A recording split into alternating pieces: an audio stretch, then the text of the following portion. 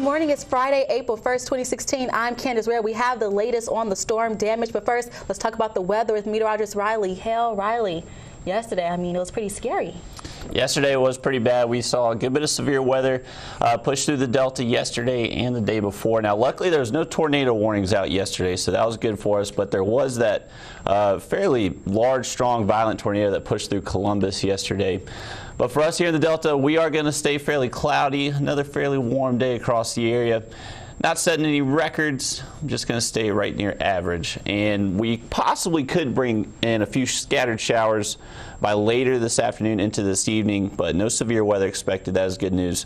A lot better weather for the weekend. I'll talk about that in just a little bit. All right, thanks, Riley. An apparent tornado has damaged homes and downed trees near Columbus, Mississippi. Cindy Lawrence is the director of Lowndes County Emergency Management, and she says reports indicate at least a dozen homes have been damaged near New Hope between Columbus and the Alabama state line. It's still unclear whether anyone has been injured. Emergency workers are responding by foot in some places because so many trees are blocking roads. And this video shows damage in Lowndes County shortly after the twister passed over the area of Lake Lowndes Road. Now, the street was blocked with lots of trees down, as you can see there. There's also reports of at least one tree uprooted. Power lines were also down in the area. Volunteer firefighters and county deputies and other first responders are on the scene right now, helping to clear debris. And a teen is lucky to be alive after a tornado touches down near the Alabama state line. Well, Andrew Junkins says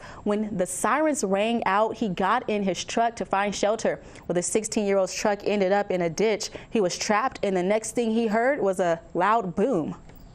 And then all of a sudden I'm just driving, and then I'm not driving anymore, and then I'm in a ditch, and then the power line fell.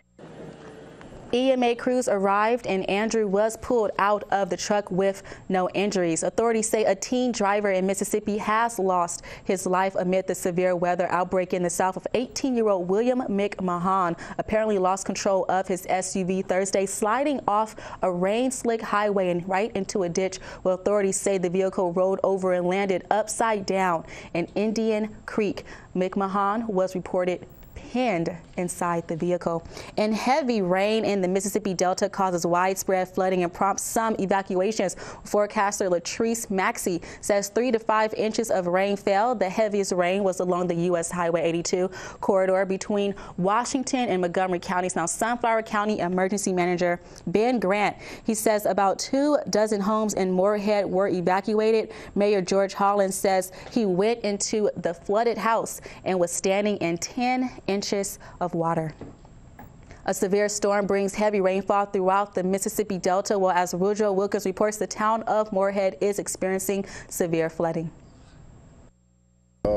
Sick right this morning. When Cleonta Ollie woke up, he got a wet surprise. And it's there in water. I said, golly, about an ankle deep. Ollie is among an estimated 26 Moorhead residents whose homes were flooded by Wednesday night's storm. Many other properties were surrounded by water.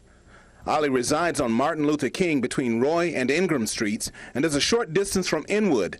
The neighborhood is one of the hardest hit areas. I was in one house that was probably 8-10 inches of water all through the young couple's home, and it's just been a real bad day. And we in that area, a certain area of the town, where I don't know, 10, 12, 15 houses were all flooded. Mayor George Holland says this event is worse than the previous flood. The impact of the early March flood was mostly limited to a few properties bordering what local residents call Moorhead Bayou, but the latest flash flood was more widespread.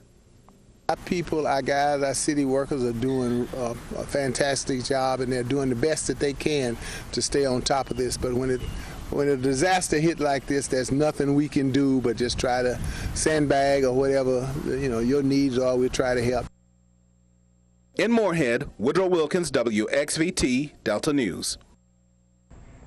Tornado winds ripped through neighborhoods and businesses in Des Moines. Well, WXVT's Melanie Dodson spoke with Chico County Office of Emergency Management. The scene, all too familiar in several areas in Chico County. The city of Vermont is picking up the pieces of what Wednesday night's tornado left behind. The storm came rolling in just after 11 p.m. It wasn't long after that it hit the south end of Dermot, hit a couple houses around the nursing home area, power poles.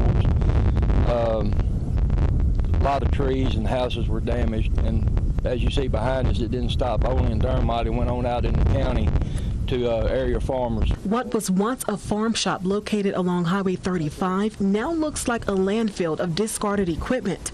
According to county officials, millions have been lost due to the storm. This is the second tornado this year. The first one was on March 13th.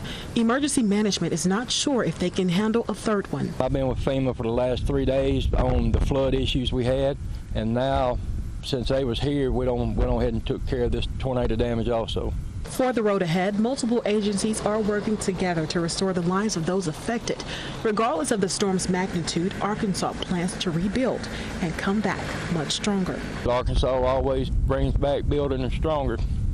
We're going to do it. In Dermot, Melanie Dodson, WXVT, your Delta News.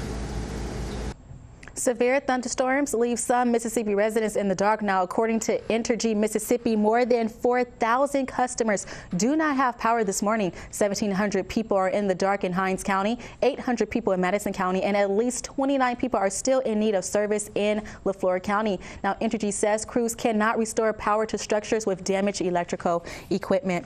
And the Washington County Convention Center is open for flood survivors. Representatives of state and federal agencies are at the center to explain different programs available to help survivors recover. A center is also open in Coahoma County at the Clarksdale Civic Center. There's also plans to open a center later this week in Bolivar County. MEMA and FEMA are working together to run the disaster recovery centers. To find the closest center to you, just go ahead and visit FEMA.gov/DRC or call the FEMA helpline. That number is shown right there on your screen.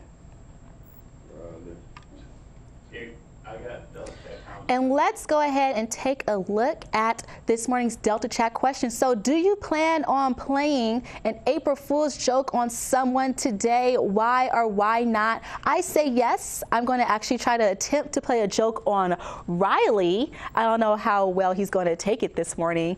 But Riley, what are the viewers saying? Are they going to play a joke on anyone? Yeah, a few of them, and we found out what KMSL means. It means what does it mean? Killing myself laughing. Oh, Riley, we're getting old. I know, I'm losing track of the times. Angela, she says, I plan on getting a good laugh. I think we already read it. Angela's coming, but we'll read it again. I plan on getting a good laugh out of my husband. It is all in love and fun. Have a good weekend. Peace. And then Aricia was letting us know, killing myself laughing is what KMS. So learn something new every day. Yeah. How about that? LOL. Hey, there you go. TTYL, Aricia. All right, so let's go ahead and check out the weather. What's going on there?